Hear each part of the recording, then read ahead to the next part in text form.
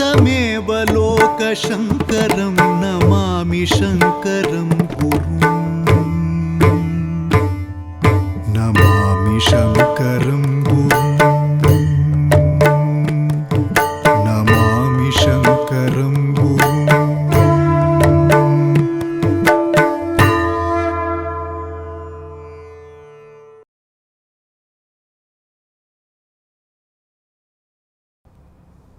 ಶ್ರೀ ಗುರುಭ್ಯೋ ನಮಃ.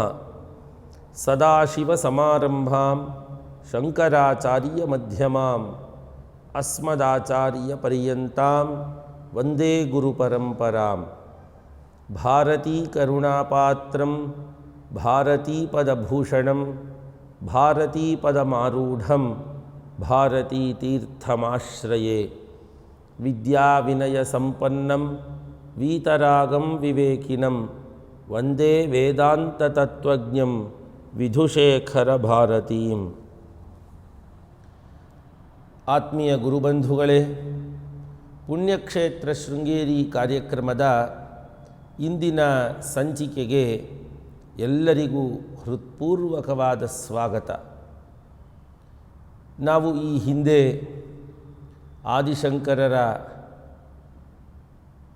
ಗುರುಗಳಾದಂತಹ ಗೋವಿಂದ ಭಗವತ್ಪಾದಾಚಾರ್ಯರ ವಿಷಯವನ್ನು ತಿಳ್ಕೊಳ್ತಾ ಬಂದ್ವಿ.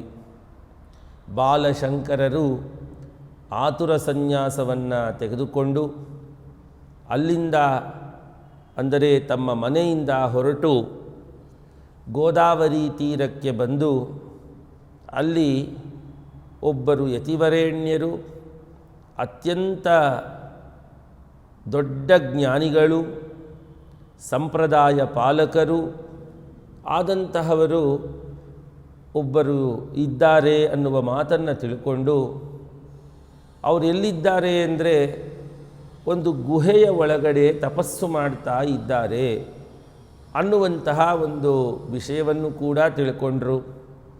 ಅಲ್ಲೊಂದು ಚಿಕ್ಕದಾದ ರಂಧ್ರ ಮಾತ್ರ ಬಿಟ್ಟಿತ್ತು. ಅದರ ಒಳಗಡೆ ಅವರು ಧ್ಯಾನಾಸಕ್ತರಾಗಿದ್ದರು.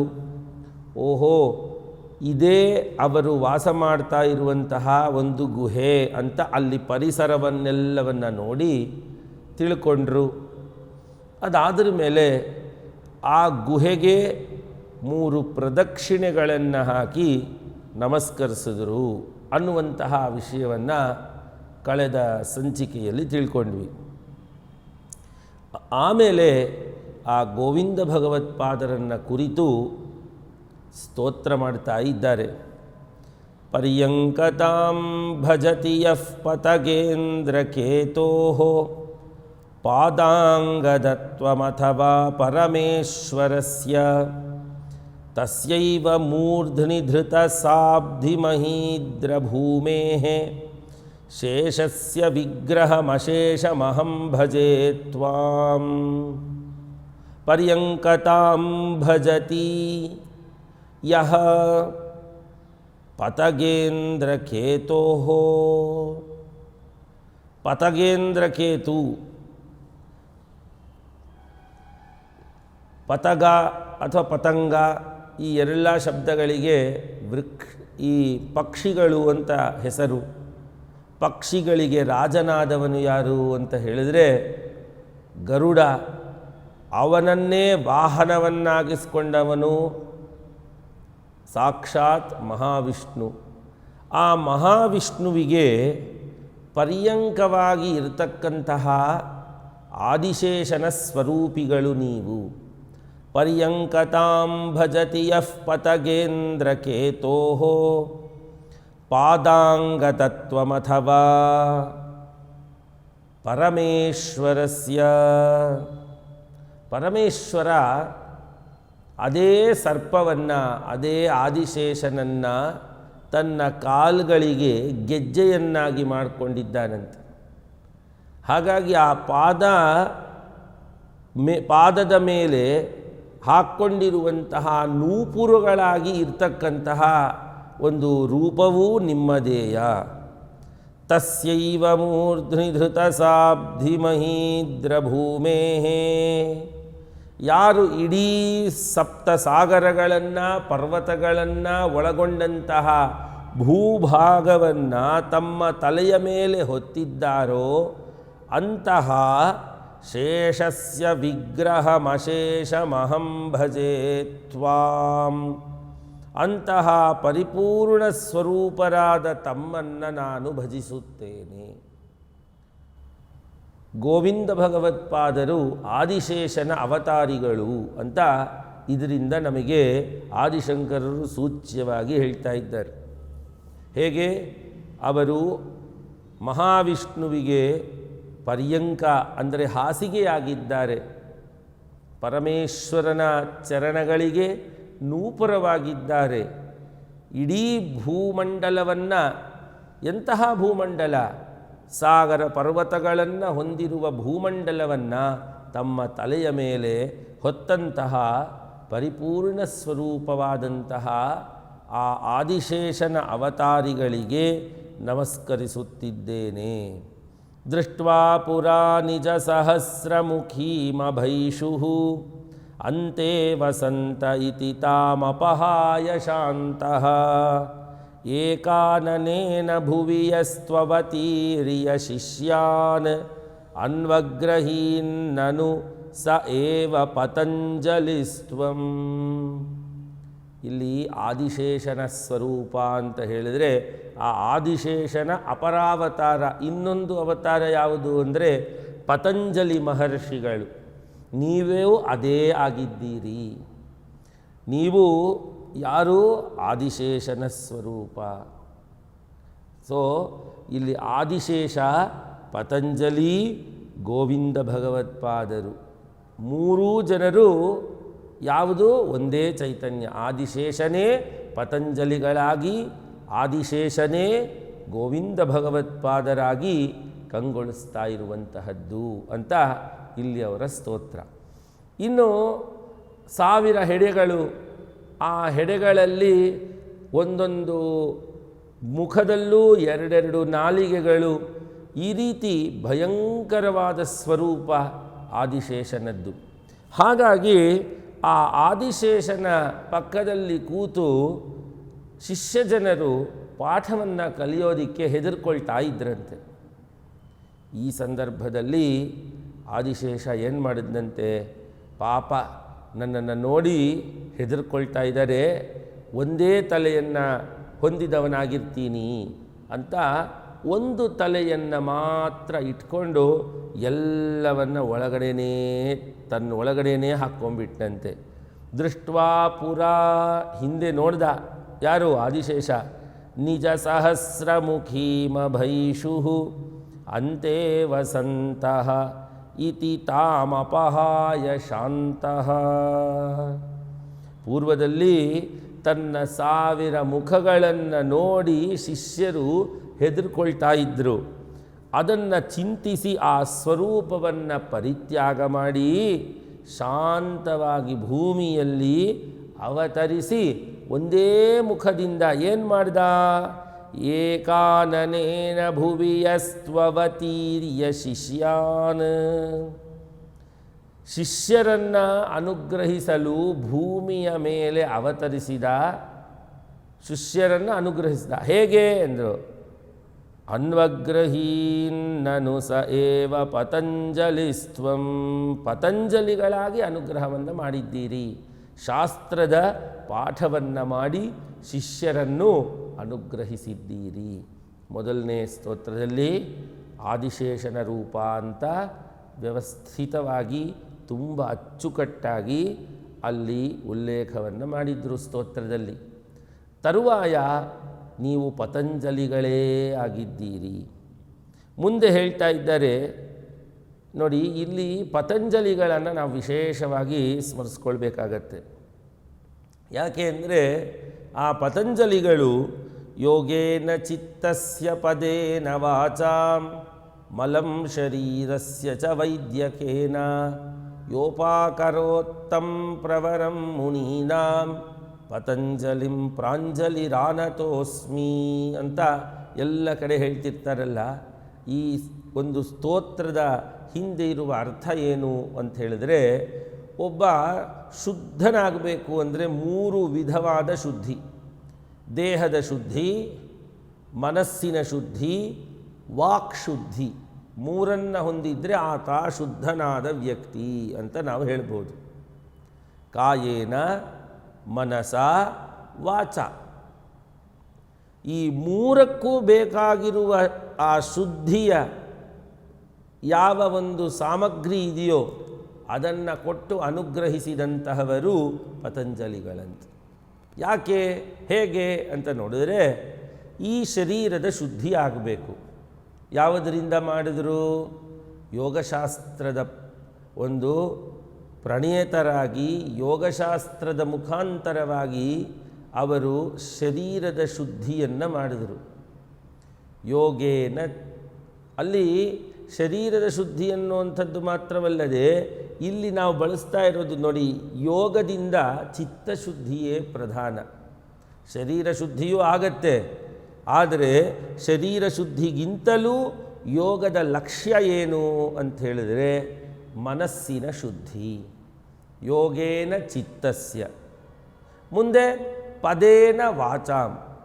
ಇಲ್ಲಿ ಅದನ್ನು ಮುಂದೆಯೂ ಕೂಡ ಅವರು ಉಲ್ಲೇಖಿಸ್ತಾರೆ ಆದಿಶಂಕರ ಭಗವತ್ಪಾದರು. ವ್ಯಾಕರಣಶಾಸ್ತ್ರವನ್ನು ಅವರು ಈ ಜಗತ್ತಿನಲ್ಲಿ ವಿಶೇಷವಾಗಿ ಪರಿಶ್ರಮವನ್ನು ಪಟ್ಟು ಅದಕ್ಕೆ ಬೇಕಾಗಿರುವಂತಹ ಆ ಶಾಸ್ತ್ರದ ರಚನೆಗಳನ್ನೆಲ್ಲ ಮಾಡಿ ಆ ಭಾಷ್ಯ ಗ್ರಂಥಗಳನ್ನೆಲ್ಲ ಬರೆದು ಅನುಗ್ರಹವನ್ನು ಮಾಡಿದರು.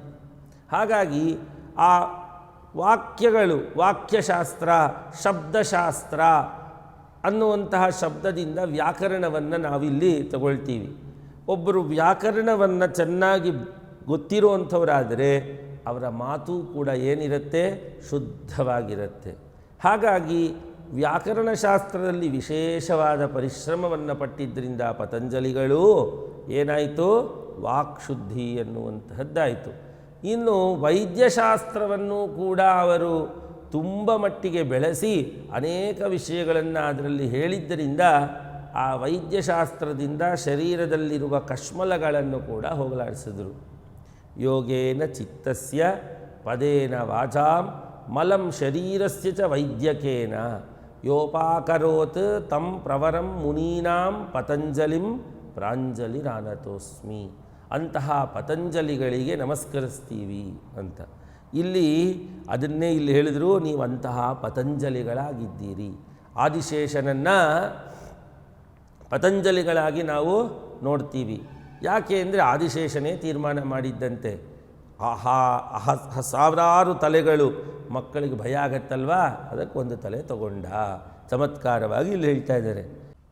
ಉರಗಪತಿ ಮುಖಾದಧೀತ್ಯ ಸಾಕ್ಷಾತ್ ಸ್ವಯಂ ಅವನೇರ್ವಿವರಂ ಪ್ರವಿಶ್ಯ ಯೇನ ಪ್ರಕಟಿತಮಚಲಾತಲೇ ಸಯೋಗಂ ಜಗದುಪಕಾರ ಪರೇಣ ಶಬ್ದಭಾಷ್ಯಂ. ನೀವು ಭೂಮಿಯಲ್ಲಿ ವಿಶೇಷವಾಗಿ ಆ ಭೂಮಿಯ ವಿವರ ಅಂದರೆ ಒಂದು ತಗ್ಗು, ಒಂದು ಹಳ್ಳ, ಆ ವಿವರ ಅಂದರೆ ಒಂದು ತೂತು. ಅದರೊಳಗಡೆ ನೀವು ಪ್ರವೇಶ ಮಾಡಿ ಆ ರಂಧ್ರದಲ್ಲಿ, ಭೂಮಿಯ ರಂಧ್ರ ಅಂದರೆ ಆಳಕ್ಕೆ ಹೋಗಿ ಎಲ್ಲಿವರೆಗೂ ಹೋದ್ರಿ, ಪಾತಾಳ ಲೋಕದವರೆಗೂ ಹೋದ್ರಿ. ಅಲ್ಲಿ ಸಾಕ್ಷಾತ್ ನಾಗರಾಜನಾದ ಆದಿಶೇಷನ ಮುಖದಿಂದಲೇ ಉಪದೇಶವನ್ನು ಪಡೆದು ಯೋಗಶಾಸ್ತ್ರವನ್ನು, ವ್ಯಾಕರಣಶಾಸ್ತ್ರವನ್ನು ಜಗತ್ತಿಗೆ ಉಪಕಾರ ಮಾಡಿ ಭೂಮಿಯಲ್ಲಿ ಈ ರೀತಿಯಲ್ಲಿ ಪ್ರಕಟರಾಗಿದ್ದೀರಿ. ಯೋಗಶಾಸ್ತ್ರ ಮತ್ತು ಶಬ್ದಶಾಸ್ತ್ರ ಅಂದರೆ ವ್ಯಾಕರಣ, ಇವೆರಡನ್ನೂ ಕೂಡ ಆದಿಶೇಷನೇ ತಮಗೆ ಬೋಧಿಸಿರುವಂತಹದ್ದು. ಯಾಕೆ? ಅವರದೇ ಅಂಶ ನೀವು. ಹಾಗಾಗಿ ಉರಗಪತಿ ಮುಖಾತ್, ಉರಗಪತಿ, ಉರಗ ಅಂದರೆ ಸರ್ಪ. ಸರ್ಪಕ್ಕೆ ಯಾಕೆ ಉರಗ ಅಂತ ಬಂತು ಅಂದರೆ, ಉರ ಅಂದರೆ ಎದೆ. ಅದು ಈ ರೀತಿ ಎದೆಯ ಮೇಲೆ ಹಿಂಗೆ ಉಜ್ಜಿಕೊಂಡು ಓಡಾಡುತ್ತೆ. ಅದಕ್ಕೆ ಉರಗಪತಿ ಅಂದರೆ, ಆ ಉರಗ ಅಂದರೆ ಸರ್ಪ, ಸರ್ಪಕ್ಕೆ ರಾಜನಾದ ಆದಿಶೇಷ.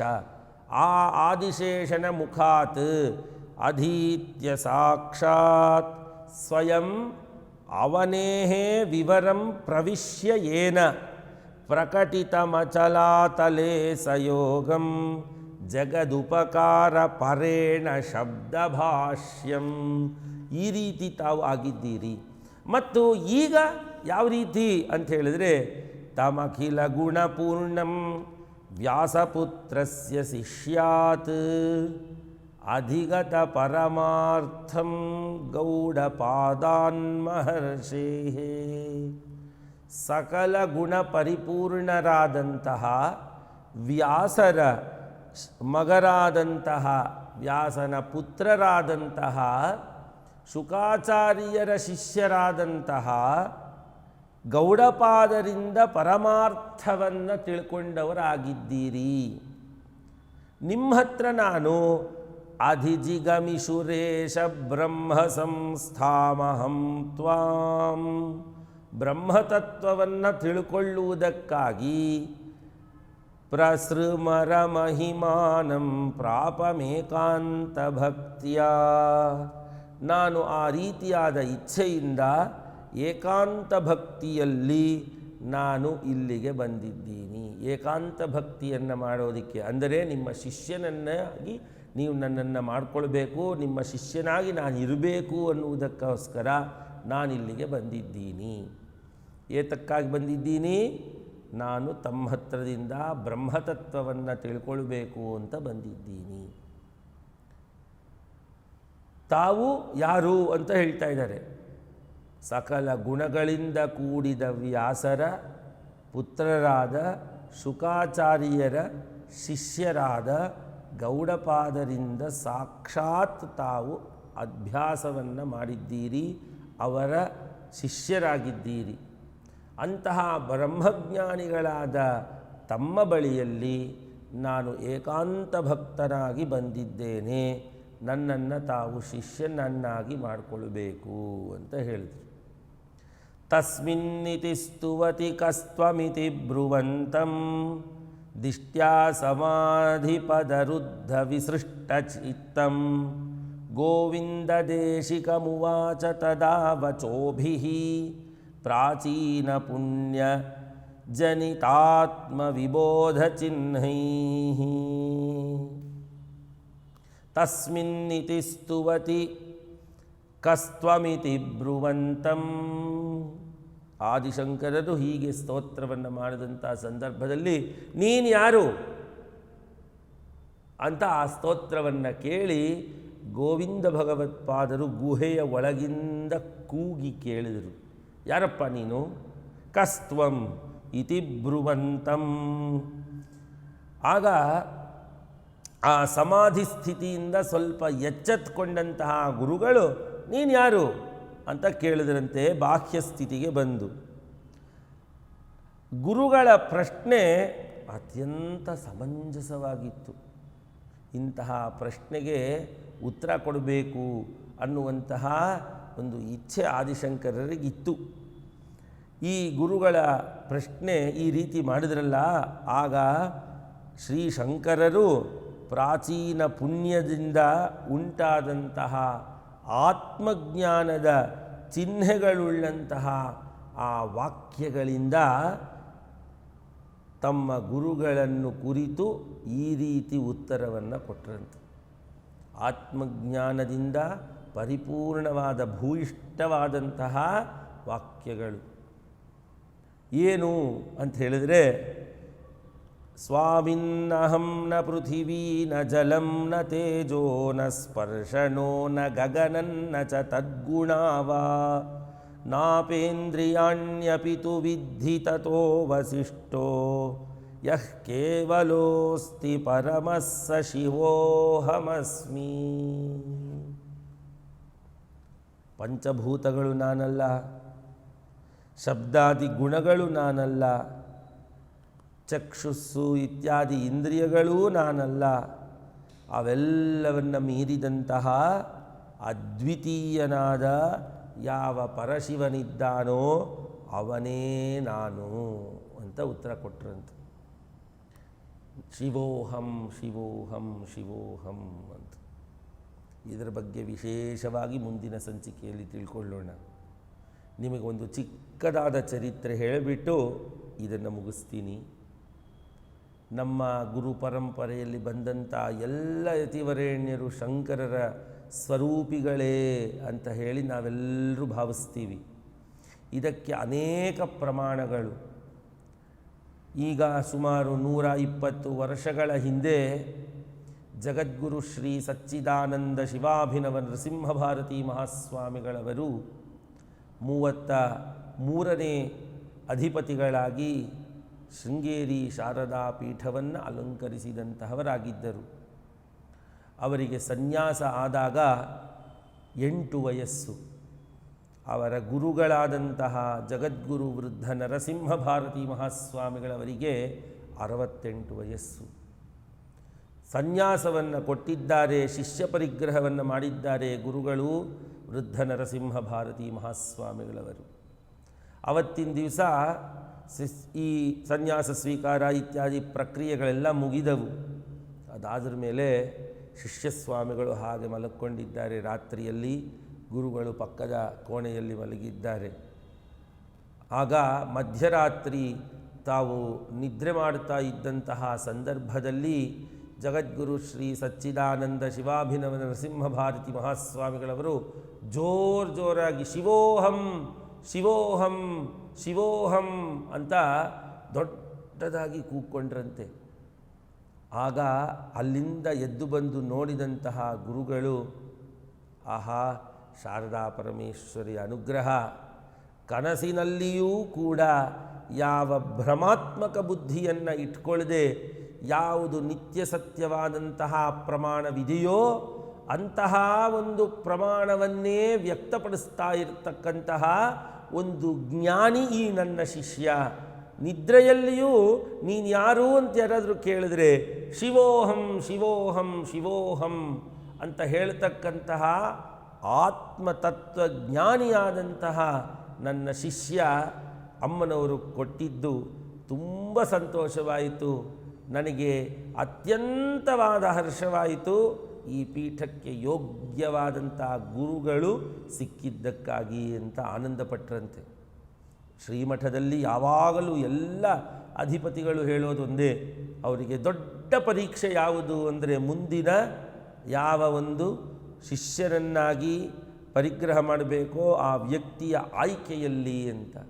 ಆದರೆ ಎಲ್ಲರೂ ಪಾಸೇ ಆಗ್ತಾರೆ, ನಪಾಸಾಗೇ ಇಲ್ಲ. ಯಾಕೆ ಅಂದರೆ ಅದಕ್ಕೆ ಆ ಎಕ್ಸಾಮಿಗೆ ಪೂರ್ತಿಯಾಗಿ ಸಹಾಯ ಮಾಡುವಂಥದ್ದು ಯಾರು? ಶಾರದಾ ಪರಮೇಶ್ವರಿ. ಅಂತಹ ಗುರು ಪರಂಪರೆ ಭವ್ಯವಾದದ್ದು, ದಿವ್ಯವಾದದ್ದು ನಮಗೆ ಸಿಕ್ಕಿರುವಂತಹದ್ದು. ನಾವೆಲ್ಲರೂ ಪುಣ್ಯಶಾಲಿಗಳು. ಅಂತಹ ಚರಿತ್ರೆ ನಾವೆಲ್ಲಿ ನೋಡಿದ್ವಿ? ಶಂಕರರ ಚರಿತ್ರೆಯಲ್ಲಿ ನೋಡಿದ್ವಿ. ಅದನ್ನು ಪುನಃ ಈಗ ಕೇಳ್ತಾ ಇದ್ದೀವಿ ಅಂದರೆ ಎಂತಹ ಒಂದು ಪರಂಪರೆ ಆಗಿರಬಹುದು ಅನ್ನುವಂಥದ್ದನ್ನು ನಾವು ಯೋಚನೆ ಮಾಡಬೇಕಾಗಿದೆ. ಪ್ರಿಯ ಬಂಧುಗಳೇ, ಈ ಒಂದು ಸಂದರ್ಭದಲ್ಲಿ ವಿಶೇಷವಾಗಿ ಅದನ್ನು ನಾವು ಯಾವ ರೀತಿ ಆದಿಶಂಕರರು ತಮ್ಮ ಗುರುಗಳಿಗೆ ಆ ವಾಕ್ಯಗಳನ್ನು ಹೇಳಿದರು ಅನ್ನುವಂತಹದ್ದನ್ನು ವಿಸ್ತಾರವಾಗಿ ಮುಂದಿನ ಸಂಚಿಕೆಯಲ್ಲಿ ಹೇಳೋಣ, ನಾವು ತಿಳ್ಕೊಳ್ಳೋಣ ಅಂತ ಹೇಳಿ ಈ ಒಂದು ವಾಕ್ಕುಸುಮಗಳನ್ನು ಉಭಯ ಶ್ರೀಗಳವರ ಚರಣಾರವಿಂದಗಳಲ್ಲಿ ಸಮರ್ಪಣೆ ಮಾಡಿ ಮುಕ್ತಾಯವನ್ನು ಮಾಡ್ತಾ ಇದ್ದೀನಿ. ಶ್ರೀ ಸದ್ಗುರು ಚರಣಾರವಿಂದಾರ್ಪಣಮಸ್ತು. ನಮೋ